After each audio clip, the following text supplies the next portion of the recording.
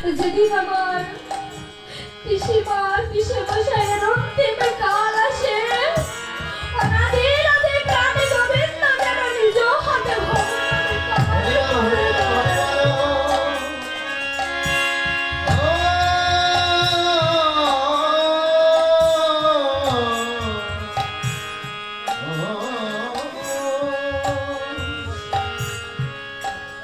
বেশি কথা বলবো না, সময় তো অল্প সীমিত, সময় কারো জন্য অপেক্ষা করে না।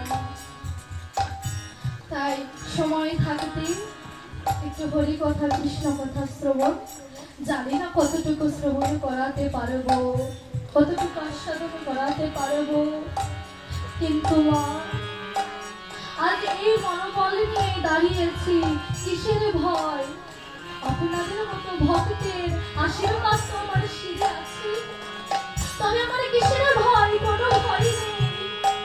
আজ এই দৃঢ় বিশ্বাস নিয়ে হরিবাসরে দাঁড়িয়েছি, আপনারা সকলে আমাকে আশীর্বাদ করবেন যেন সেই অনাদি আদি প্রাণ গোবিন্দের হরি কথা কৃষ্ণ কথা যতটুকু পারি ততটুকু শ্রবণ করাতে পারি। আগে কিন্তু বাবা শ্রবণা, তারপরে কীর্তন। আপনারা যদি মন দিয়ে শ্রবণ করেন, কীর্তন এমনি সুন্দর হবে। আর বাবা, ভুল তো মানুষ মাত্রায় হয়, আর আমার ভুল তো নিচ্ছি। তাই আপনারা যার যার কন্যা জ্ঞানে, কারো কারো কোন জ্ঞানে আমাকে ক্ষমা